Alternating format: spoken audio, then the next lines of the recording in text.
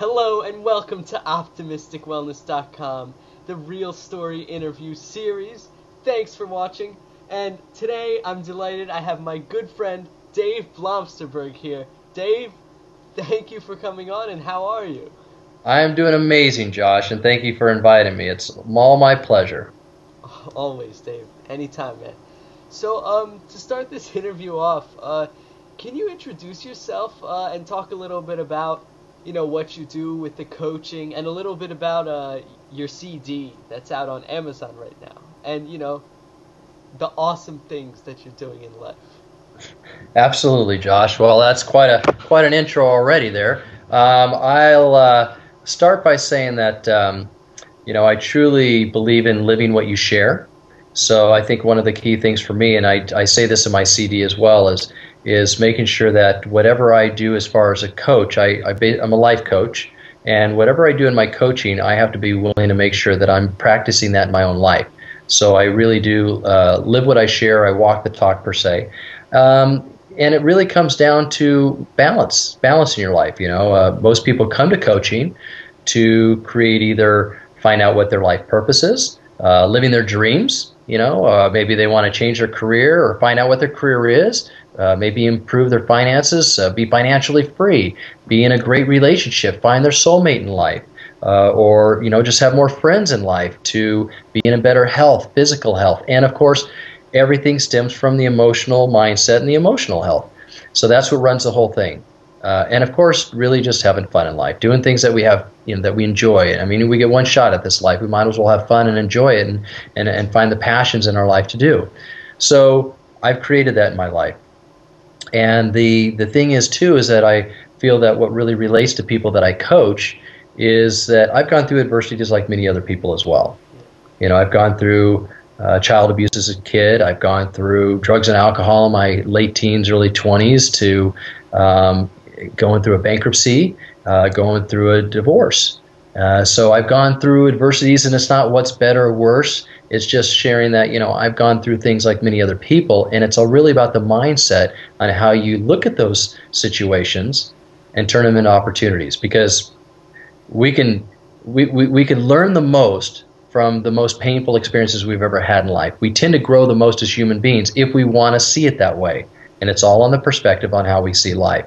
So, for example, going through child abuse. Well, it wasn't like I was abused all the time as a kid, but I went through some abuse as a child, and it was back in the 60s where that kind of capital punishment was a little bit more common then, but it was done more abusively. It wasn't done in that way.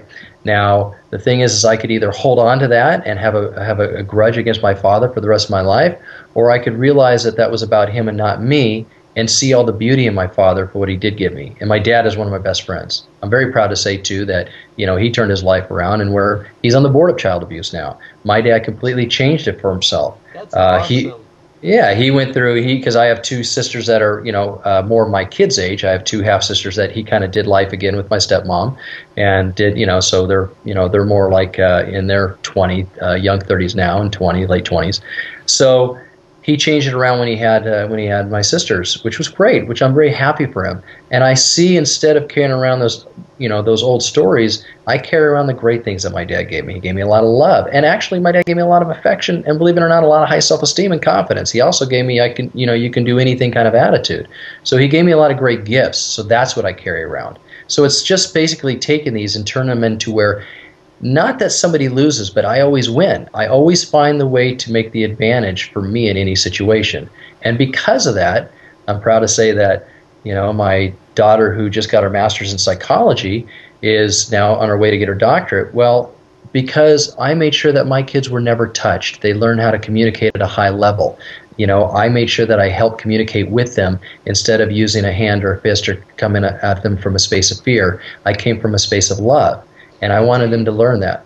Dave, if I can interject here a little bit, you just said that the kids, the whole raising the kids, and that's actually a really common issue these days with parenting and stuff. Mm-hmm. You say, how do I raise my kids in a way that they grow up to be great human beings without physically lashing out? Could you provide a few tips on that? Absolutely. I always say, how do you want to be treated? how does each person want to be treated? Does, a lot of times people pass along some of their traits that they were given from their parents. Now, I personally broke the cycle. I made a conscious decision that I want to find the opportunity to change it. So when you talk with your kids and you really do find out about your kids, I mean, think about it when you were a kid. Think about when you were, 10 years old or however old your kids are. We were smart then. Our kids are smart now. Our kids are even smarter. They even know more than what we probably knew at that time in our lives. And if you really do listen to your kids and just ask them questions, it's not about making your kids right or wrong or good or bad. Find out where they're at. Find out what their needs are. Their needs are not necessarily our needs for them. You've got to support them by guiding them. And yes, it's also helping them and coming up with consequences, because it's not about just being passive and not guiding them in any way, and then all of a sudden they're just kind of running loose and they don't have no guidance. They need that guidance. They need to hear no when no is going to better serve them. If they're not really clear on no serving them, they might be frustrated or angry or mad. It's allowing them to have that feeling, but it's also trusting that they're going to be able to get through that feeling for themselves, empowering them, not just being their best buddy. You have to make sure you're able to say no and support them when they are disappointed, and trust that they can move through that, because that's where a lot of parents seem to have the biggest issues right now, is not being able to step up and really speak the truth and help their kids and share with them, well, this is a path you can go down. Kind of give them some examples. Maybe there's people in their family. Hey, if you go down this path, well, this is where Uncle, Tom is, because he went down this path in life and he drinks, and now this is the kind of life he has. Or you can go down this path. This is where Aunt Betty is, and her life. Well, how wonderful her life is. Well, this is what she did to get there. You kind of give your kids examples and help them lay things out, because by the time they're a teenager, they've kind of made up on their mind on what they're going to do anyhow for a lot of cases. So you're going to have to pull them back. If you know that they're going to be doing something that can create harm for them, then you've got to step in and be willing to step in and just say, well, these are the consequences in our home. If you go down this path, this is not acceptable, just going down this path. So you've got to make the consequences fit to the actions. And saying that, so these are the consequences that can happen in your own life, so they know that about themselves, so they're really making their own decisions. But while you're living here, and while we're helping you and guide you in your life, these are the consequences by living in the home if you go down this path or this path. Make the consequences meet the actions, not just, go to your room. Well, everybody loves their room now, right? Because kids have all the electronics. You've got to make sure the consequences fit. So, for example, if the kids are wanting to go out and do something with their friends, yet they were really being disrespectful in how they were showing up with you, and they were not really supporting what they agreed to. Have them commit to their own agreements, what they want, and what are they going to commit to doing that. So if it's cleaning up the house, okay, and if they don't clean up the house, then what do they feel the consequence is? And if that really doesn't fit, then come up with say, okay, well, so they feel heard. They've got to feel heard, but what is the consequence to that if you don't do it? Well, maybe it's not going out tonight with your friends because you didn't live up to your end of the bargain. So they're not surprised when you're saying, well, you didn't live up to your agreement, so you're not going. They might be angry or frustrated, but you do that a few times and really follow through. It's amazing how the kids will usually kind of commit and take more action towards what the commitment is. But getting the commitment from them. You've got to treat your kids with respect, just like you want to be treated. Not too many people, even kids, want to be told what to do. So you've got to invite them in and have communication with them. So that's a big difference. Dave Blomsterberg, life coach, parenting coach. You heard it here. Could we talk about, Dave, a little bit about how I really like in your CD you talked about manifestation, and I'm into that stuff too a lot. And there were a few instances in the track there on the CD where you talked about a few things. One of them was how you met your wife Tammy through this manifestation technique of the perfect partner list, and then that magazine photo with the family of 6. Then you had your friend that you bumped into who just happened to need a kidney at the time for which you were a perfect match. Could you talk about some of these serendipitous experiences and how they like profoundly affected you? Because they were pretty profound for me. Like that's the thing that I liked about your CD. It's not just advice, it's concrete personal examples from your life to motivate people that it can actually happen. That you're not just talking, you're actually, these things have actually happened in your life and you're sharing them. Absolutely, absolutely, and I will definitely answer that. Thank you for that acknowledgement, Josh. And that is in Anytime. fact what I was first starting with when we were first talking. I was sharing as a life coach, having that balance, and it's knowing that I've created that balance with all these different parts of my life, with my business, my health, my family, everything. So to your point, as far as manifestation, what I think a lot of people don't realize is that we all manifest all the time. And it's just, some people think, well, I can control what job I want because I can just apply for what I want, or I can go to school and be educated for it. I can control my physical body if I eat healthy or exercise, or I can do certain things. Or some people have different beliefs based on what they believe is possible for them or not. And a lot of people really don't realize, well, we can really do this in every part of our life. And it truly is just taking a conscious focus on what you want. So there's a great book I also recommend in my CD, and I highly recommend it to everyone, and it's called Excuse Me, Your Life is Waiting by Lynn Grabhorn. Now, the things that Lynn really describes in this book, I mean, it's a lot about what this, the secret, the law of attraction, and so forth. But the difference that Lynn describes that is, to me, I like to have visuals and kind of see it as well. And she describes that is, if you have this valve inside your body, and the valve opens up inside your body. When your valve is open, then we're basically vibrating at a higher vibrational energy flow. Okay, so meaning that it's like things come easy, things feel like they're just flowing, and it's like you have one of those days where everything just seems like it's going right. You feel happy, and it's like this happened great in the job, or maybe you got a job, or wow, you just met the person that you just fell in love with. It's like things just are rolling, they're just flowing for you. Okay, that's when your valve is open. That's when you want to be manifesting, obviously, is when you're feeling those feelings. When your valve is closed, well, that's when we tend to be focusing on problems. We're focusing on what's not working, okay? And it's like a hamster on the wheel, and you're constantly just going around and around.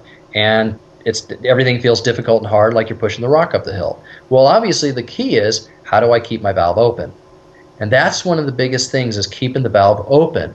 And that comes to what I say, you have to set your mind right every single day.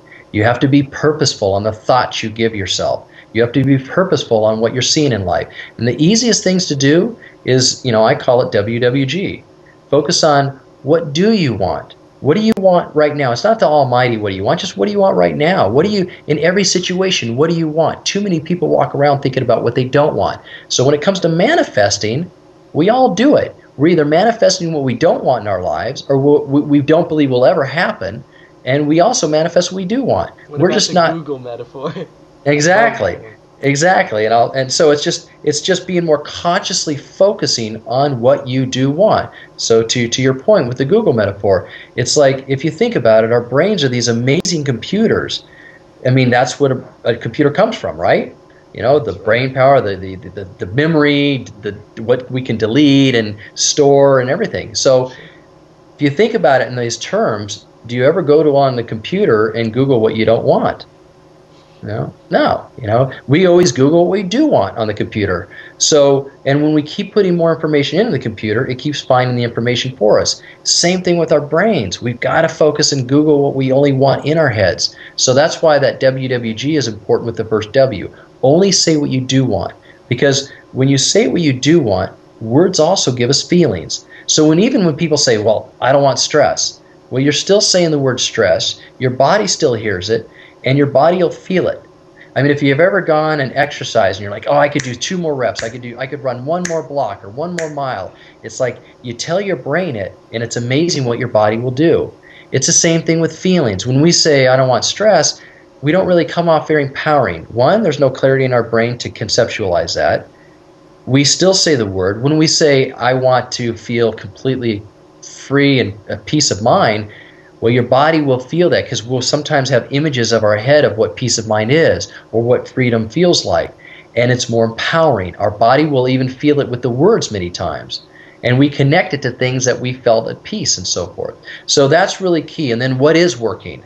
Focusing on what is working, okay, in having peace of mind. Well, when I go to think about the beach, okay, what am I grateful for? Well, that I've been to the beach, that I live by the beach, or I've had a chance to be at the beach. Now you're thinking more resourcefully because you're thinking of solutions. What do you want? What's working? What you're grateful for? And then, of course, go back to what do you want and what action must you take?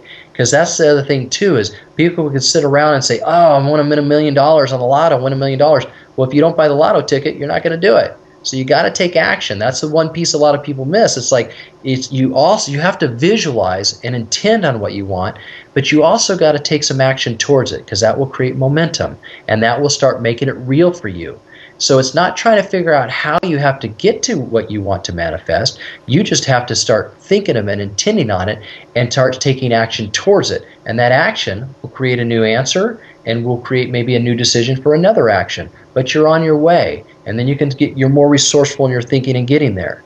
So just know that we all manifest. We do it all the time. It's easy. When you're manifesting what you want with your school right now, by focusing on what you want and believing in what you can do and taking action towards it. It's really simple. But what tends to keep us away from manifesting what we want is when we have the limiting beliefs or fears that come in because, well, that hasn't happened, or I don't believe that could be true for me because I haven't seen that happen, or based on all these beliefs that we had growing up, from whatever we got our belief system from, which is usually parents, siblings, role models, teachers, religious backgrounds, media, friends, you name it. We've got to change those beliefs. That's the number one thing to manifest and keep that valve open, is by changing the belief system.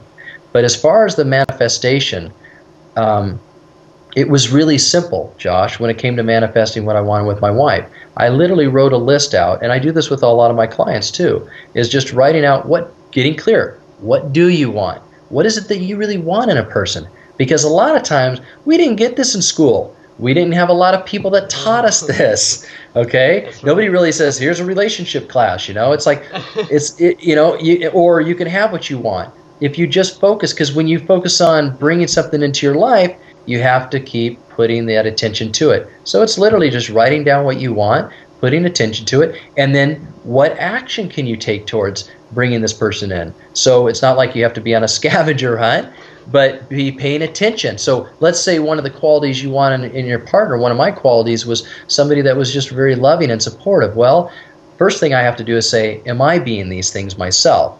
The second thing is, well, where would be some places that I'd like to go where maybe there's somebody that would be loving and supportive, or somebody that would be, a lot of fun to be around? Well, maybe I go to a comedy show tonight, somebody that's fun.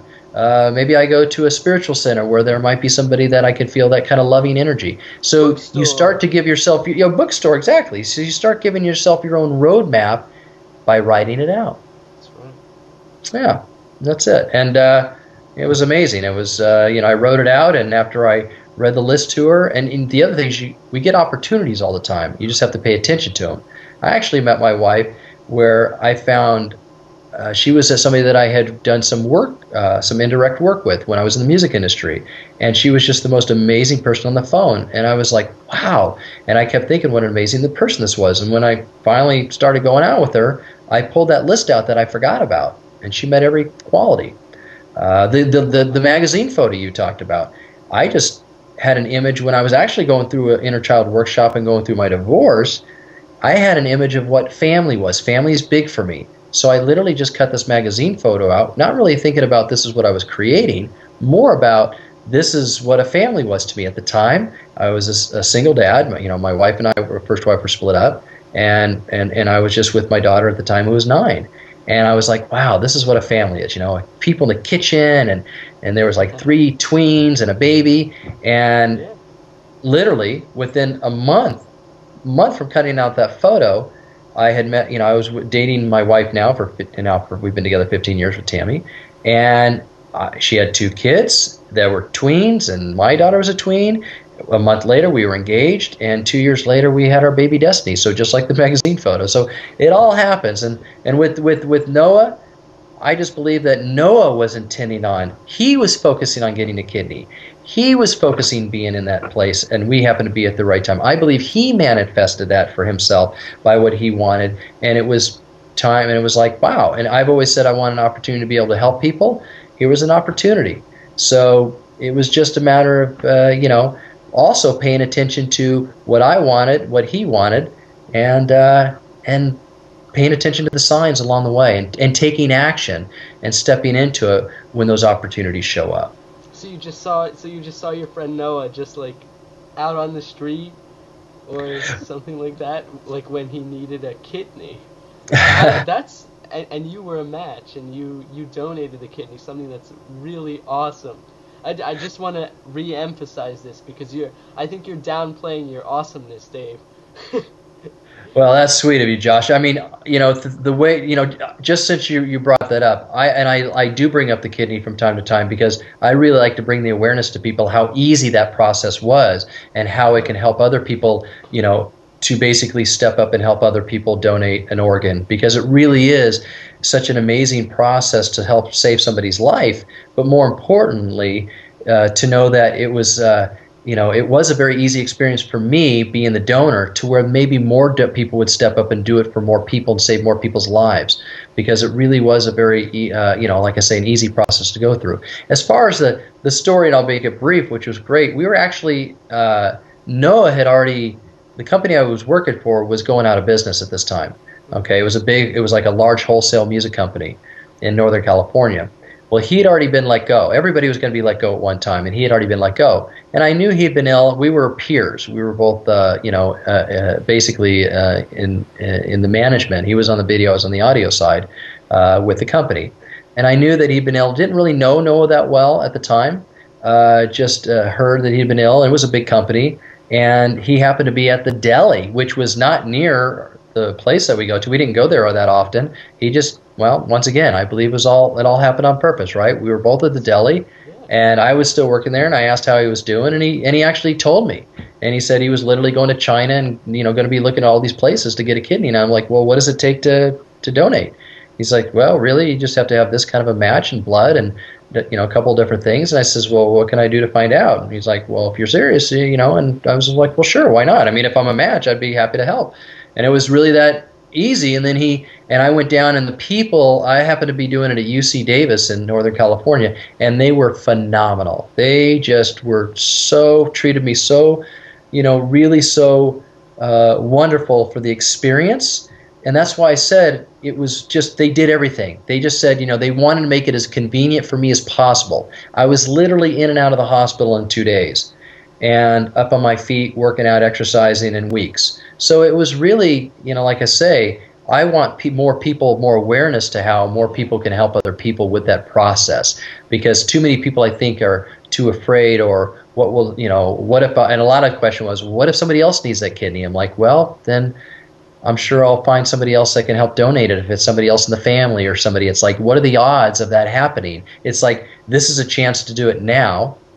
I don't have any kidney issues in any of my family or any of my wife's family, so it just felt like the right thing to do. I think a lot of people are more afraid of how that impacts them. I've had no impact on it. I also believe it's also the mindset that I've created as well, because I see that my body's healthy. I see that it's always going to be good. It's all the things that we tell ourselves along the way. So, once again, I will always manifest what I want in my life, and I will always see it that way, because we all prove ourselves right. So you might as well prove yourself right by going after and getting what you want, helping other people when you can, etc. So that was the story with Noah. And I'm proud to say that was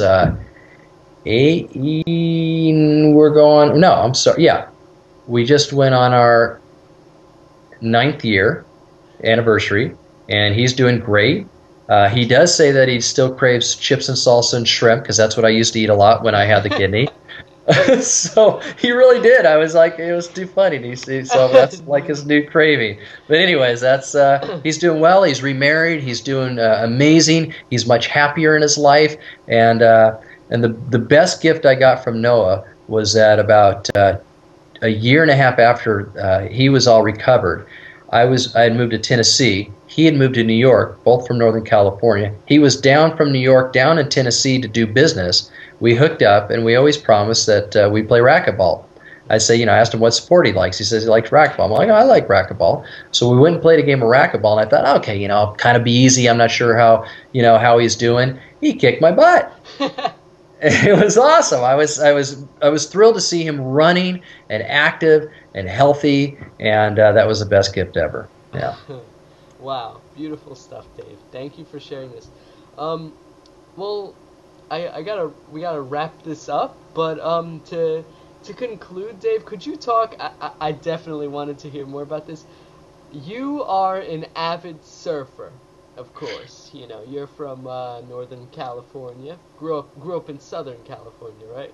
Yeah, and I'm in Southern Cal now too. Oh, you're in SoCal now. Yeah, okay. I know I moved around a lot, but I'm back in. So I've been in SoCal for the last 7 years, and that's when I started surfing. Oh, all right. You weren't there. Could you talk about, just to conclude, the power that surfing has had on your life? Absolutely, Josh. That's a great question, by the way. Oh, thanks. Thank you. Yeah, that's a great. Nobody's ever asked it to me that way. What surfing did for me was, I've always loved the water, and I've always loved sports in general. But what was different about surfing was, and it really is, you hear people that surf and it's like it's a way of life. It really is a way of life, because it brought much more of a spiritual connection to me within me as well, because I love the whole process. You're in the water. You either really love the ocean, or some people have a fear of it. I love it. It's like you've got the dolphins out there swimming. I see seals when I'm out there. The topography of seeing the mountains around me in Malibu while I'm surfing, it's just, the whole process is just very spiritual for me.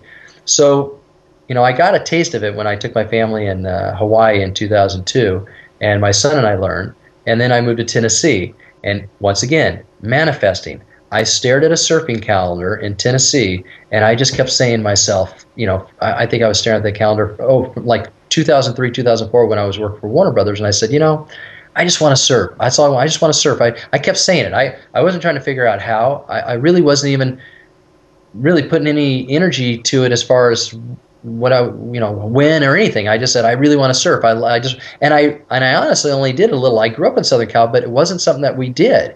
We did other sports, football, baseball, that kind of stuff, and I did water skiing and wakeboarding and that stuff, but I never really surfed until I went to Hawaii, and it just got inside of me, and I just thought, God, it just feels like it's something I really want to nurture my soul with. Well, my two kids that were graduating high school in Tennessee, and there's no ocean, obviously, right around there in Tennessee, but my two kids were graduating high school, and we decided they wanted to go to Southern Cal to go to college, so we're like, okay, so we moved out to Southern Cal, and here I was like, wow, I had the opportunity to take a lot of time off of work before I started again, and I just learned how to surf. So I just surfed for like literally 8 months, and I always say that age is a number, because I was almost 40 years old when I learned, and really it's just a matter of just doing it. If there's something you're passionate about, just go for it. You know what I mean? You just got to do it and take the plunge. And it's one of the most favorite things that I do right now. It fills me up. You can find me there every weekend. I love it. I'm always recruiting people. You're going to get on the board with me when you come out here. Yes, I'm looking forward to it, Dave. I'm always looking for new recruits, Josh. Gotcha, sir. I got you. So to conclude this, where can we reach you? What website are you at? Where can we contact you? You can always reach me at Dave at DaveBlomsterberg.com, and that's spelled BLOMSTERBERG. You can also go to my website, which is just www.daveblomsterberg.com. My coaching practice is DB Coaching. I happen to be also one of 60 worldwide Anthony Robbins coaches, and I also have my own coaching practice. I do inspirational speaking events. I also do workshops, and I do, what's great about it, Josh, is that I do all my coaching over the phone, which is actually found out to be a lot more, it seems to be a lot more inviting for people. At first they're not sure, but when they do it, they realize that they're more open. They feel like they could be a little more open and free on the phone and really put themselves out there more and lay things out. And because I have done some in person, and I found that the better results with people on the phone. So I coach people across the entire planet, I've coached people on every continent but Antarctica. So if you got anybody on Antarctica, let them I'll know. let you know. But it's, for me, my one mission is just to help as many people on this planet to live their best life. Because I believe I live a really wonderful life. I have an amazing wife. I have 4 amazing kids. I live where I want to live. I love what I do. I'm living my purpose, my passion. I've set myself up the way that I want to be financially. I've set myself up to live where I want to live. I have a passion for life, and it's finding on what's working. And I'm like everybody else. We're all wanting to be happy and fulfilled. So it's not this big secret. It's really just the mindset you create. We've all had adversities. We all have old stories. It's getting past those beliefs. The 3 things I want to leave with, Josh, that are the most important, and I put this on my website as the first 3 things. We've got to get extreme clarity of what we want in our lives. And it's not like we have to have clarity on what we want in the next 20 or 30 years. We have to have clarity of what we want even now, or even the next 3 months. Clear on where we're going, what we want to have now. And then 2, which is the big one, you have to believe it to achieve it. You have to believe where you're going. Because remember, it's not about wronging people's beliefs or inserting my beliefs into them when I'm coaching with them. It's saying that if you have a belief that's taking you where you want to go, that's all that matters. If it's not taking you where you want to go, then it's usually a disempowering belief or fear, and we need to replace it with the empowering belief. The beauty of that is that your empowering belief, as you see when you're coaching with me, it's your truth anyways. It always is. And all we want as human beings is evidence of the truth, and we give you the evidence, and you'll see that. And then number 3, you have to take action. You have to take action to back it up. But too many people do the ready, fire, aim, let's take action, and not before they're clear on what they want or believe they can even get there. So those are the 3 key elements that I support everyone with. And, I'm just here to make sure that people can live their best life, and that's it. And they appreciate it very much. Thank you so much, Dave. You got it, Josh. Thank you for inviting me, and I really appreciate your time and being able to share. I appreciate your time, Dave. So, OptimisticWellness.com, the Real Story interview series. You heard it here from Dave Blomsterberg. Thank you for watching. Optimism, of course, is the only way.